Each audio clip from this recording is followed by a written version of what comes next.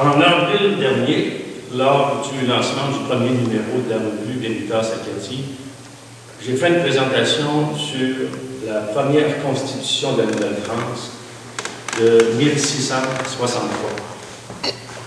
L'essentiel de cette présentation se retrouve aujourd'hui dans le deuxième numéro sous le titre de La Constitution de la Nouvelle-France, une œuvre achevée de l'esprit classique. Dans cet article, j'ai mis l'accent sur les effets juridiques et linguistiques de l'introduction en Nouvelle-France des lois et coutumes qui avaient cours dans le ressort du Parlement de Paris. Il faut comprendre qu'au XVIIe siècle, le droit n'était nulle part uniforme et que chaque province de France avait ses propres lois.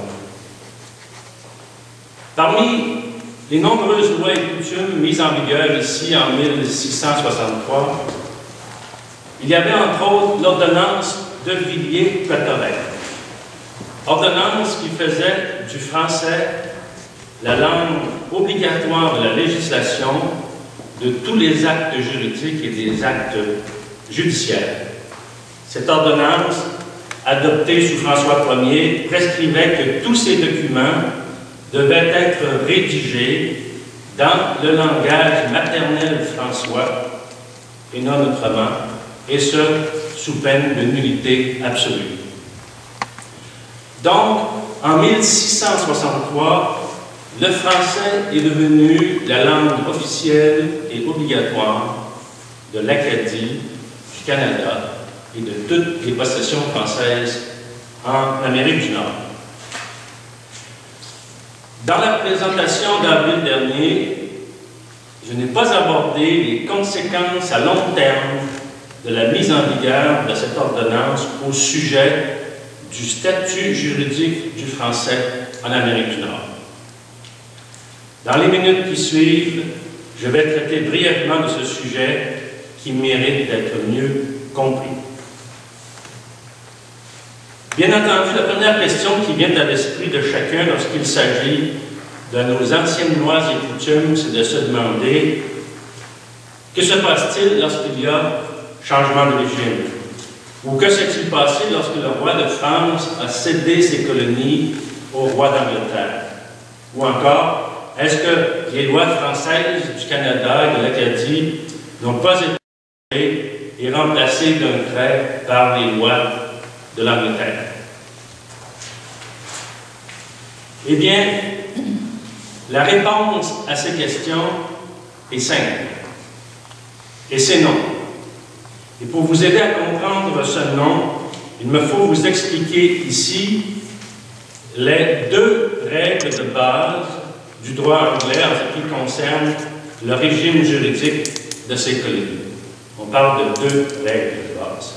Tout d'abord, il faut souligner que le droit colonial anglais est essentiellement fondé sur des usages et des décisions judiciaires, et non pas sur des lois écrites et certaines, comme ça a été le cas pour la France, la Nouvelle-France, en 1663. La méthode anglaise de concevoir le droit a ceci de particulier qu'elle n'atteint souvent sa perfection qu'en cultivant l'incertitude et en s'accommodant du doute. En matière coloniale, le droit anglais s'est donc formé dans ses principes à partir d'usages mis en place par le Conseil privé du roi et de quelques décisions judiciaires. Quant aux interprétations et applications spécifiques de ce droit, chacun tentait de faire valoir ses intérêts ou de développer sa propre théorie. Dès le début du XVIIe siècle, et je dis ici 1607, dans une décision judiciaire très importante connue sous le nom de Calvin, ou Calvin Case, il a été décidé qu'il fallait distinguer entre les colonies de peuplement d'Anglais dans des contrées sauvages et inhabitées et les autres colonies, c'est-à-dire celles acquises par l'Angleterre suite à des conquêtes, des cessions ou des traités. Dans le cas de ces colonies acquises par conquête, cession ou traité, la règle de base était simple. Le droit antérieur, je dis bien le droit antérieur à l'acquisition, demeurait en vigueur et le roi seul possédait l'autorité pour le changer. À l'exception des lois générales sur le commerce et la navigation, le Parlement de Westminster était tenu à l'écart, n'avait aucun droit de s'ingérer dans les affaires de ses colonies et de changer les lois. En fait, les colonies étaient des chasses gardées du roi. En 1763, cette règle bien établie, qui remontait déjà à 1607, n'avait jamais été modifiée, bien que contestée à certains endroits.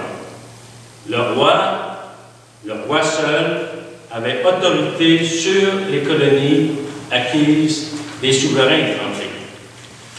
Pour les autres colonies, c'est-à-dire les colonies fondées et peuplées par des Anglais, la règle était que ces colons ne pouvant vivre sans loi, il était nécessaire qu'ils transportent avec eux les lois de leur pays d'origine compatibles avec les besoins d'une colonie naissante.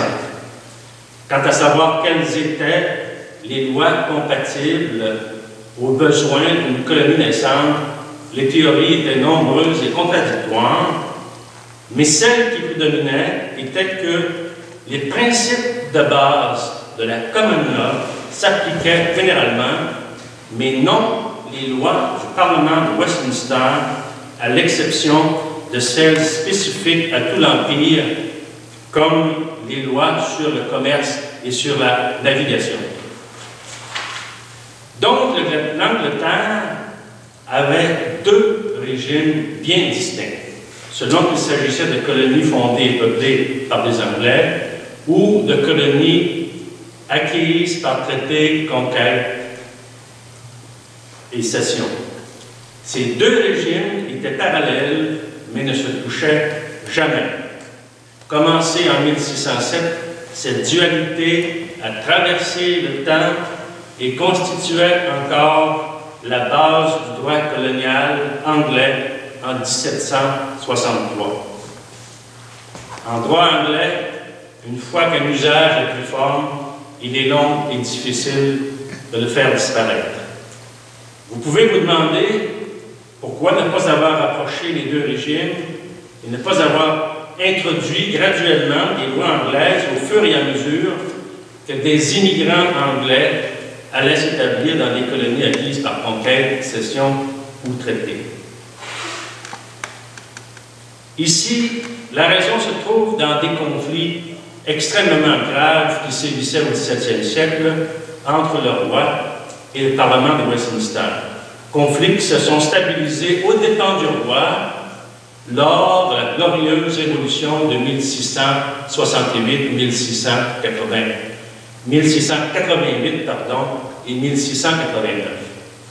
Ces conflits consistaient en une lutte acharnée pour le pouvoir entre la monarchie et la vieille noblesse anglaise d'un côté et le Parlement de Westminster de l'autre, lui contrôlé en entier par la bourgeoisie libérale anglaise. Le Parlement voulait s'approprier les pouvoirs du roi et il finira par avoir raison. Le roi avait dû céder de nombreuses prérogatives au profit du Parlement de Westminster, mais toutes ces cessions, toute cette perte de pouvoir ne s'appliquait pas dans les colonies et en particulier celles acquises par conquête, cession ou traité.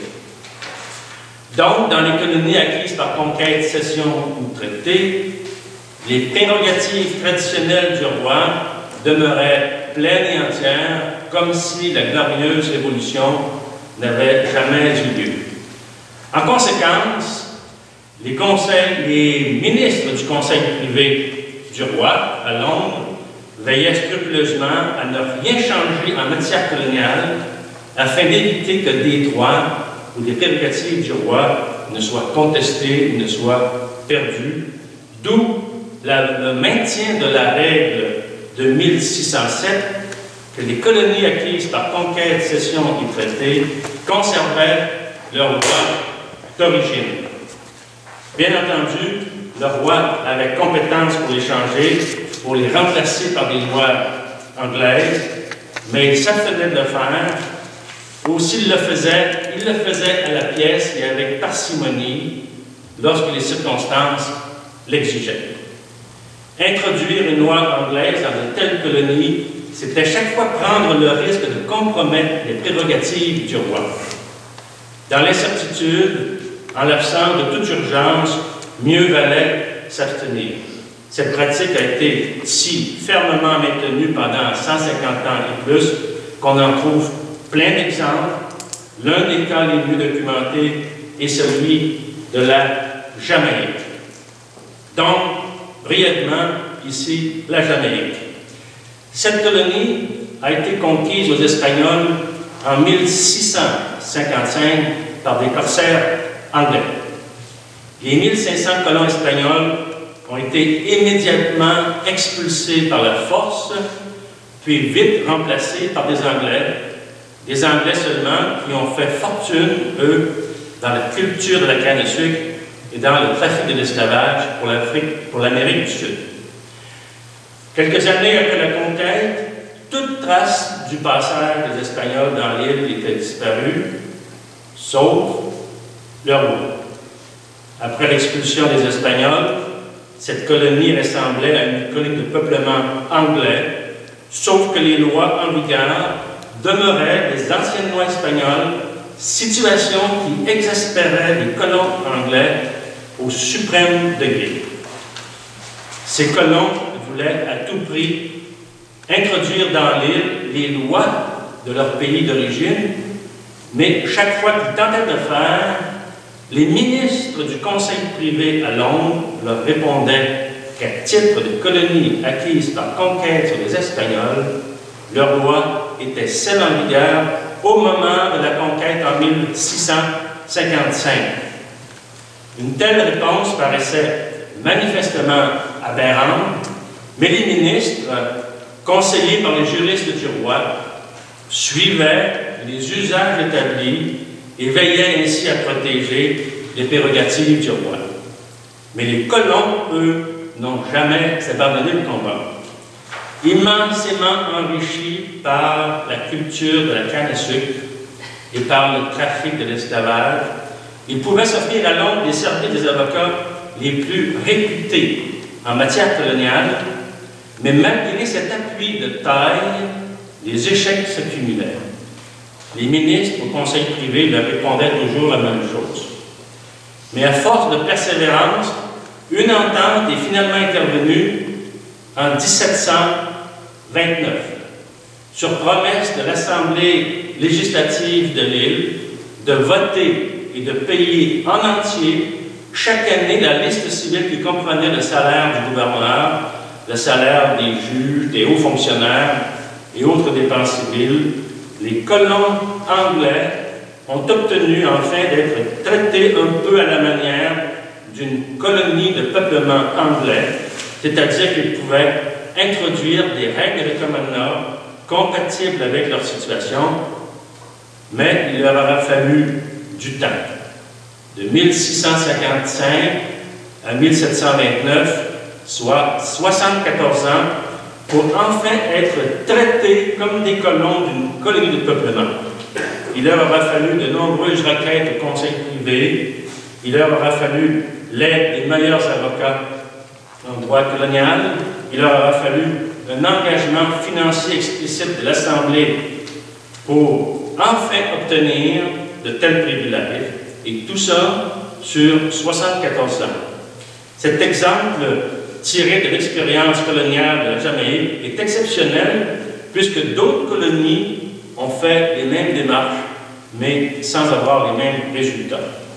Mais l'exemple de la Jamaïque nous fournit une bonne idée de la constance, de la fermeté dans l'application du principe relatif à la protection des prérogatives du roi. Tel était l'état du droit colonial au XVIIe et au XVIIIe siècle. Tel était l'état du droit en 1713, année de la cession de l'Acadie, et tel était l'état du droit en 1763, année de la cession du Canada. Mais vous avez certainement entendu de nombreuses fois, et lu plus souvent encore qu'en 1763, toutes les lois du Canada ont été abrogées et remplacées par les lois de l'Angleterre, introduites ici en bloc dans la colonie. Ce refrain a été répété ad nauseam, y incluant par les juges de nos plus hauts tribunaux. Comme si les ministres et les juristes du roi, tous tombés sur la tête, avaient décidé de rayer d'un trait une jurisprudence de plus de 150 ans dans le seul et unique but de créer du chaos dans une colonie jusque-là admirablement bien gouvernée.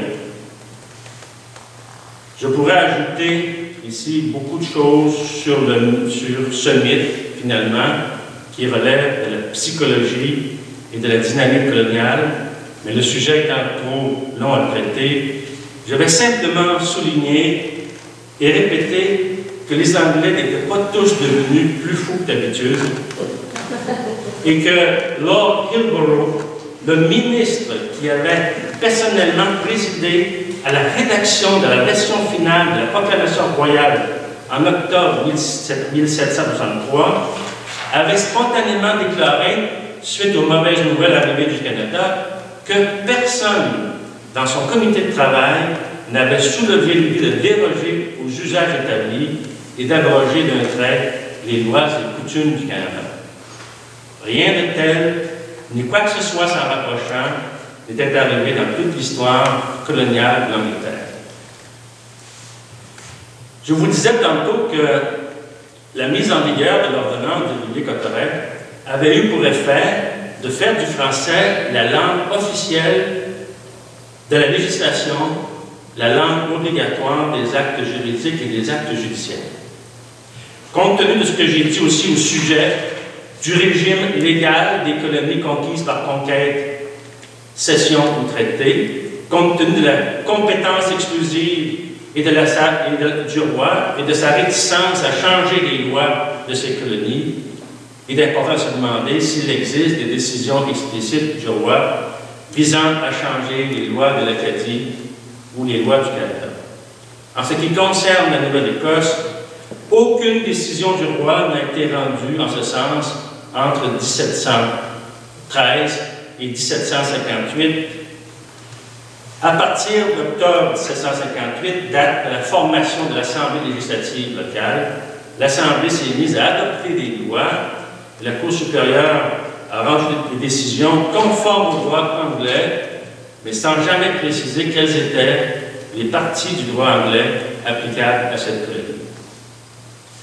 Mais plus encore, aucune décision législative, qu'elle soit du roi, du Parlement de Westminster ou de l'Assemblée locale, n'a été adoptée pour abroger spécifiquement les lois et coutumes antérieures à 1713. Pourtant, une loi demeure une loi, telle et aussi longtemps qu'elle n'a pas été abrogée par l'autorité compétente. En 1755, les autorités ont mis beaucoup d'énergie à se débarrasser des Acadiens, comme les corsaires anglais l'avaient fait en Jamaïque en 1655, exactement 100 ans auparavant, en pensant peut-être que la disparition des Acadiens aurait peut-être pour conséquence de faire disparaître leur roi. En Jamaïque, il avait fallu d'innombrables efforts sur une période de 74 ans pour faire disparaître les lois espagnoles au profit des lois anglaises. Est-ce que les lois et coutumes de la Nouvelle-Écosse, elles, devaient disparaître par enchantement au mépris d'une jurisprudence constante bien établie par la seule expulsion des Acadiens? La question se pose. Pour continuer sur le ton de l'analogie, il y a eu, en 1818, une cause fort célèbre, en Angleterre. Connue sous le nom de Ashford contre Thornton, cette cause illustrait de façon spectaculaire la survie de ces vieilles lois oubliées, mais jamais abrogées. Un justiciable anglais, Ashford, avait exigé du tribunal un procès par duel judiciaire, c'est-à-dire une forme de procès avec des épées et des armes, donc une forme oubliée et tombée en désuétude depuis au moins 6 siècles, mais qui n'avait jamais été abrogée. La requête semblait ridicule et absurde au dernier degré, mais suite à un examen approfondi qui démontrait que le duel judiciaire n'avait jamais été abrogé, Lord Ellenborough, le président du banc du roi, avait dû reconnaître que la requête était juridiquement fondée, compte tenu qu'une loi demeure une loi tant et aussi longtemps qu'elle n'a pas été abrogée par l'autorité compétente.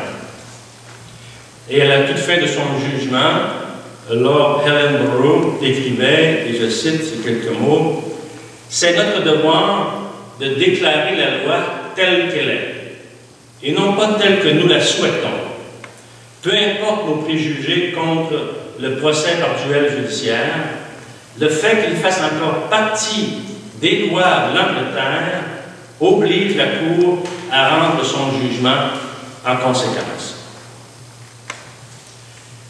Le même raisonnement s'applique à l'ordonnance de Louis-Cotteret qui avait fait du français, dès 1663, la langue officielle de l'Acadie, nommée aujourd'hui la Nouvelle-Écosse. Cette ordonnance n'ayant jamais été abrogée par aucune autorité législative, un justiciable de la Nouvelle-Écosse pourrait encore aujourd'hui s'adresser à un tribunal pour lui demander de reconnaître le statut du français au titre de langue officielle de cette province, bien entendu, sans requérir l'abrogation pure et simple de l'anglais comme langue d'usage, ce qui pourrait contrarier certains préjugés, provoquer du mécontentement, créer des injustices, un peu comme aujourd'hui à notre Cour suprême, où des juges parfaitement unilingues sont assez effrontés pour entendre des causes du Québec dont tout le dossier a été monté entièrement en français. Et à la Cour suprême, lorsque ces juges unilingues entendent des dossiers du Québec, ce ne sont pas des dossiers traduits. On fait tout simplement un résumé de l'ensemble du dossier, ce qui est complètement aberrant. Ce que je viens de dire ici vaut également pour le Nouveau-Brunswick qui a été annexé à la Nouvelle-Écosse, bien que dans cette province, le français et l'anglais soient devenus 2 langues officielles de par la Constitution. Mais les mêmes conclusions valent aussi pour le Québec et pour l'île du Prince-Édouard, île qui a été une colonie française jusqu'au traité de Paris de 1763. En 1763, Georges III, dans sa proclamation royale, avait promis aux Canadiens qu'ils pourraient compter sur ses efforts et en appeler à son conseil privé s'il voulait se prévaloir des bénéfices du droit anglais. Mais c'était une gracieuseté de sa part et non pas l'annonce qu'il ferait l'impossible pour leur rendre la vie difficile en les privant de leurs droits et de leurs coutumes. Suite à une décision du Conseil législatif de Québec en 1764, décision qui avait provoqué un chaos indescriptible en prétendant au mépris complet d'une jurisprudence de plus de 150 ans que le droit anglais s'appliquait en bloc dans la province, le Parlement de Westminster est intervenu de façon tout à fait exceptionnelle, c'était jamais arrivé, pour rétablir la situation en désavouant tout ce que le Conseil législatif avait arbitrairement proclamé et en confirmant le maintien des lois et coutumes du Canada à l'exception du droit criminel et de tout le droit ecclésiastique. D'ailleurs, l'usage de l'adjectif « civil » associé au mot « droit » dans l'Acte de Québec de 1774, avec pour seul but de distinguer les lois civiles du Canada de ses lois ecclésiastiques. Civil voulait donc dire tout le droit, sauf le droit ecclésiastique. À cette époque, le droit constitutionnel anglais interdisait formellement toute influence du pape, même de façon minime, là où flottait le drapeau de l'Empire britannique. Donc, en conclusion, la Constitution de la Nouvelle-France, par la mise en vigueur de l'ordonnance de Villiers-Cotterêts, a fait du français la langue officielle et obligatoire du Canada et de l'Acadie dès 1663. Au Québec, ici, on entend souvent que la loi 22 de Robert Bourassa ou la loi 101 de Camille Lorrain aurait fait du français la langue officielle de la province. Cette affirmation est inexacte, compte tenu que c'est l'ordonnance de Villiers-Cotterêts qui l'a proclamée, ordonnance qui n'a jamais été abrogée ni suspendue. Une loi oubliée ou négligée n'est jamais une loi abrogée. En 1763, le droit colonial anglais, inchangé depuis 150 ans, prescrivait que les colonies acquises par conquête, cession ou traité conservaient leurs lois et coutumes que le roi seul avait autorité de changer. Illustration parfaite de ce principe, le dossier d'archives à Londres.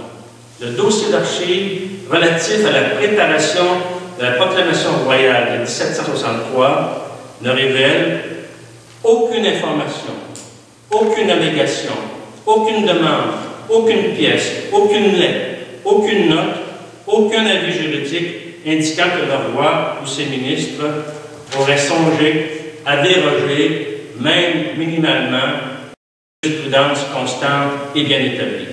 Si quelqu'un avait fait une suggestion en ce sens, il en serait resté des traces dans le dossier d'archives à Londres.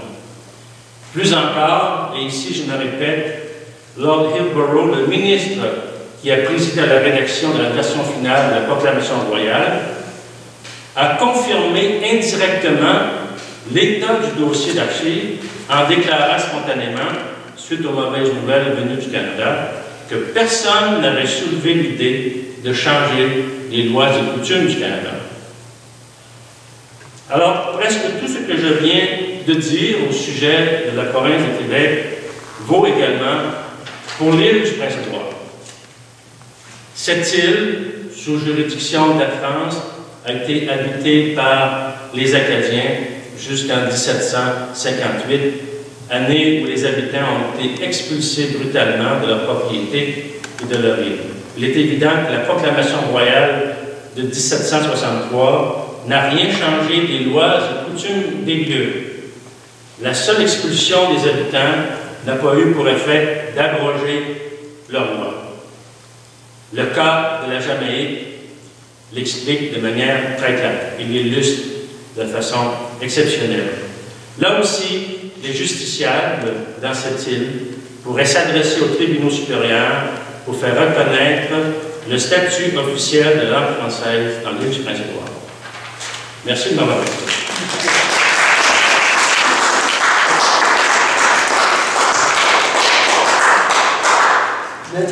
Merci de m'avoir assuré. Encore la chance pour nous à l'éducation. Absolument. Je suis convaincu.